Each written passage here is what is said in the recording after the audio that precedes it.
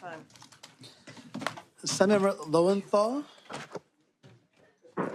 item 8 and item 14. I gotta get presented a bill.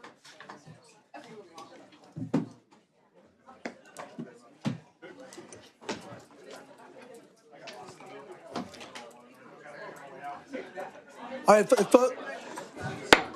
if folks can keep the volume down, we still have a lot of business to go through. Thank you. Appreciate it.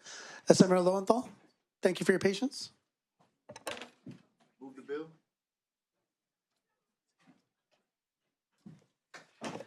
And this is item 8, AB 1803. Is that what we're starting with? Boy, Mr. Chair, nothing like a back-breaking hearing to make sure my bill moves pretty quickly. Thank you, Chair Colorado members, for your time today. I'm so pleased to pronounce AB 1803, which is part of a broader legislative package developed in partnership with Select Committee on Racism, Hate, and Xenophobia, chaired by Assemblymember Corey Jackson. AB 1803 requires all California businesses with 5 or more employees to include anti-hate speech training as a component of their existing workplace harassment prevention training. This bill does not add additional training hours. It just ensures that hate speech is addressed so workers understand how to identify and report hate speech when they encounter it. California law already requires employers to train workers on sexual harassment, abusive conduct, and harassment based on gender identity and sexual orientation. However, it contains no requirement to address hate speech targeting race, religion, ethnicity, or national origin, among the most commonly reported forms of workplace hostility. Hate speech is not just offensive language, it can be a precursor to violence. When hate speech goes unchallenged, it normalizes hostility and emboldens escalation. Reported hate crimes in California rose by nearly 160% over the last decade, and no community has been spared. As a Jewish American, I want to speak to the rise of anti-Semitism. California now ranks second in the nation for anti-Semitic incidents, with 1,344 recorded just in 2024 alone. In Los Angeles, anti-Jewish hate crimes accounted for 80%. 80% of all religious hate crimes. Excuse me, Mr. Chair. And 19% of all hate crimes committed in schools. But the crisis extends far beyond any one community. Between 2019 and 2022, hate crimes against Black Californians nearly tripled, hate crimes against Latinos nearly doubled, and hate crimes against Asians more than tripled. California's Civil Rights Department estimates that 2.6 million Californians experienced at least one act of hate between 2022 and 2023. These are not abstract numbers. They reflect real people in real workplaces who deserve better. Employers already undergo harassment prevention training. We're simply asking them to ensure it covers the full scope of what workers are actually experiencing. When employees can recognize hate speech, they can understand their rights, and they can feel empowered to report it, hate loses the silent tolerance it depends on to persist. Lastly, I want to address concerns that have been raised about the First Amendment. This bill does not target speech itself. It addresses conduct that creates a hostile work environment. And the courts have long recognized that speech delivered in the workplace can rise to the level of harassment or intimidation when it is severe or pervasive enough to interfere with an employee's ability to do their job. Training employees to recognize that distinction is not a restriction on free expression. It is acknowledgement that workplace conduct must be appropriate and that workers deserve protection from a hostile environment. Every worker deserves to come to work without fear of being targeted for who they are. The workplace should be a space where people can attribute and thrive, not one where they have to absorb hatred in silence. This bill gives employers and employees the tools and knowledge to make that a reality. Very pleased, Mr. Chair, to be joined by Connie Tan from Stop API Hate, who is here to testify in support. Do you accept the committee amendments? Yes, Mr. Chair. And thank you for all the work by the committee. I do accept the committee amendments. And we do have a motion. Is there a second on this? So at least we can get that on the record. And there's a second. Thank you. Yes, please. Thank you. Good morning, Chair Colruyt, members of the committee. My name is Dr. Connie Tan, and I'm a research manager at Stop API Hate. Stop API Hate operates the largest community reporting center for anti-Asian, anti-Pacific Islander hate acts.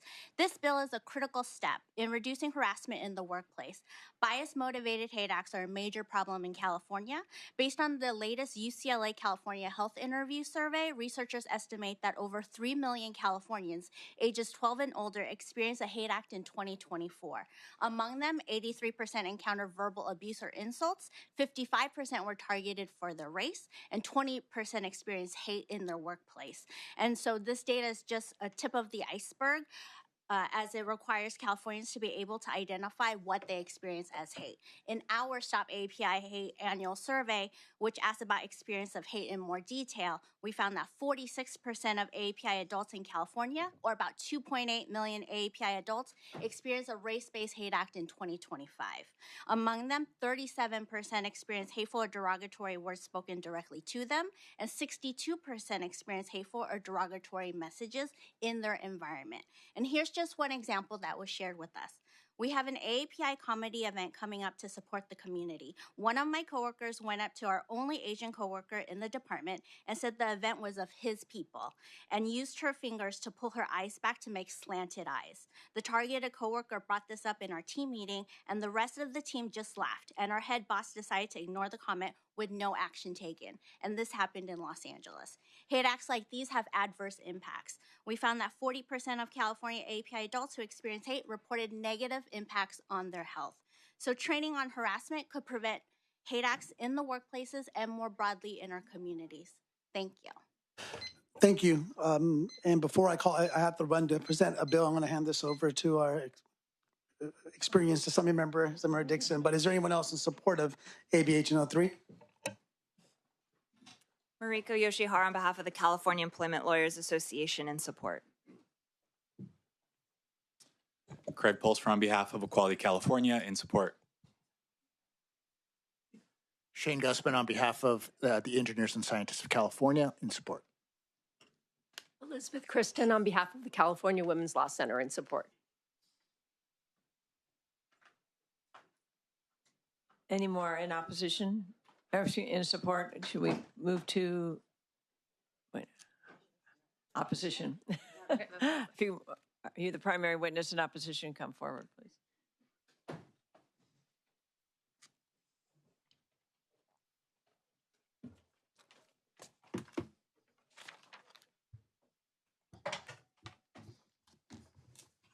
Please proceed, whichever is first. Thank you. Good morning, members. My name is Sophia Laurie, and I'm with California Family Council in opposition to AB 1803, which adds an anti-hate speech training to California's already mandated workplace harassment training. The core problem is simple. You cannot regulate what you cannot define. Hate speech has no settled legal definition, and the Supreme Court has made clear it is not a First Amendment exception. Yet this bill requires California employers to train employees on a concept the law itself does not define. That means employers will be forced to rely on shifting cultural and political standards to determine what qualifies as hate. And we already know how that plays out. I've experienced it firsthand. I've been personally compared to a Nazi called hateful, transphobic, and harmful by sitting members of this legislature simply for expressing common sense views and my religious beliefs. I was an invited speaker at a library event in Davis. I was removed and the event was shut down by the librarian after I said boys should not compete in girls' sports. A viewpoint I was told was illegal misgendering. I filed a First Amendment lawsuit and the county attorney immediately backed down. Also, at a recent press conference on the issue of protecting girls' sports in Long Beach, high school female athletes spoke about their discomfort sharing locker rooms and sports with males. I personally invited Assemblymember Lowenthal, who showed up to come speak alongside them if he was ready to protect them. Instead, those girls reported that he flipped off the press conference. Now, maybe the anger was directed at the legislators present and not the high school girls, but how is the author of an anti-hate bill promoting civility when he could not even exercise this self-control to refrain from that kind of conduct in front of high school girls? So I have to ask, under this bill, who decides what is hate? Would my speech, those girls' concerns, and common sense beliefs be labeled hate? This bill doesn't stop hate. It decides who gets labeled as hateful. This is not neutral training. This is compelled ideology. We respectfully urge a no vote on AB 1803. Thank you. Ma'am, could you please avoid speaking directly about any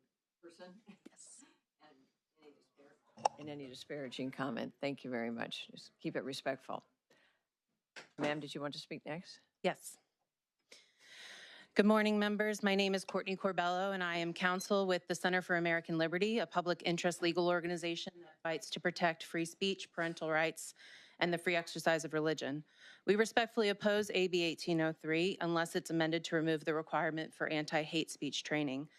The problem begins with vagueness. The bill does not define anti-hate speech, and neither the statute nor the bill's author provides any meaningful standard for what that term includes. That leaves employers and employees guessing about what they are required to teach, say, or endorse, which is exactly the kind of uncertainty that invites arbitrary enforcement and chills protected speech. Second, hate speech is not unprotected speech under the First Amendment. Offensive speech is still protected. So when the state requires mandatory anti-hate speech training without defining the term, it risks sweeping in a wide range of constitutionally protected expression on contested political, moral, and religious issues. Third, this bill risks compelling speech. Because the training is mandatory, employees may reasonably believe that they must affirm the state's preferred views in order to comply. That is especially concerning where individuals may be pressured to adopt and profess particular views on sex and gender identity, including, for example, being told that they must agree that so-called misgendering is hate speech or harassment in every instance. The government may prohibit unlawful conduct, but it may not force Californians to mouth ideological orthodoxy. And for many religious Californians, including Christians, that same mandate would burden free exercise by forcing them to affirm views that conflict with their sincerely held beliefs. California already prohibits unlawful harassment and already requires harassment and anti-discrimination training in accordance with state and federal law. This bill does not add clarity, it adds constitutional risk. We urge the committee to strike proposed section 12950.1A4. Thank you. Thank you. Did you already go? Okay. Any other witnesses in the room in opposition? Come to the microphone.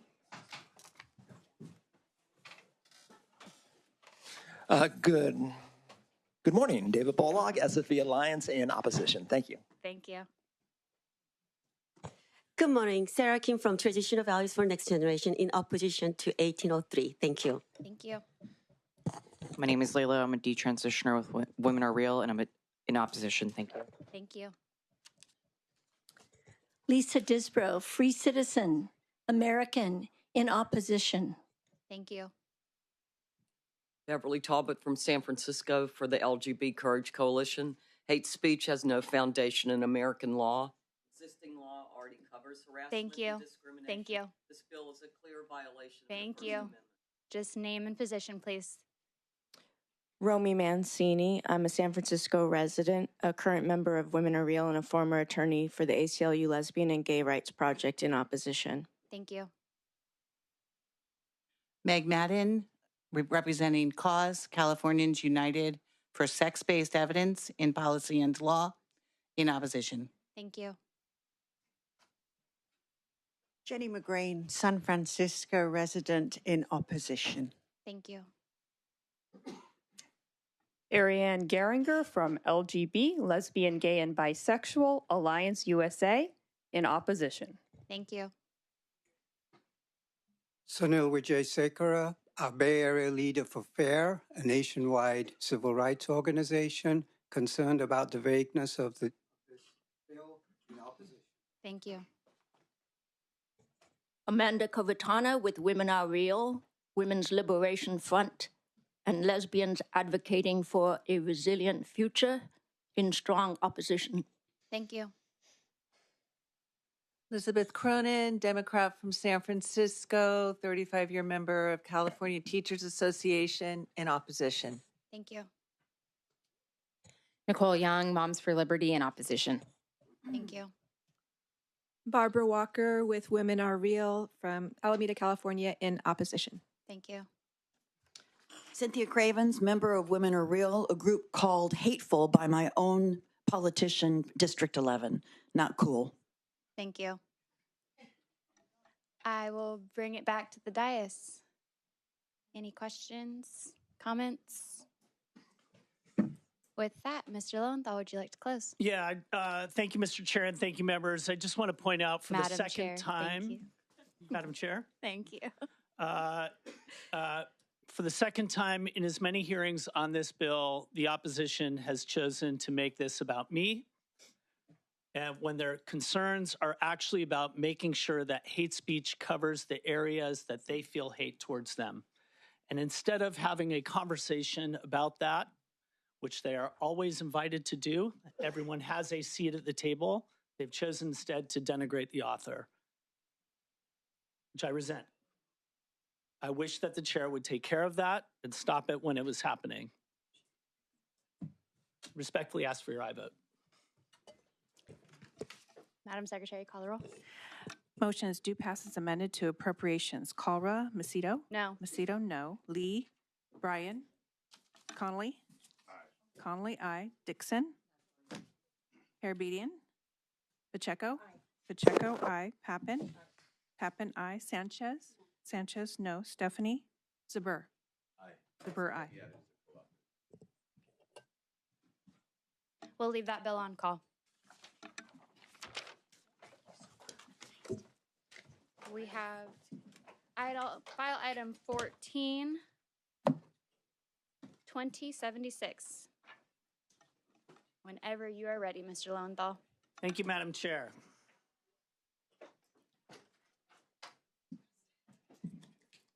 I'd like to start by thanking the chair and committee staff for their thoughtful work.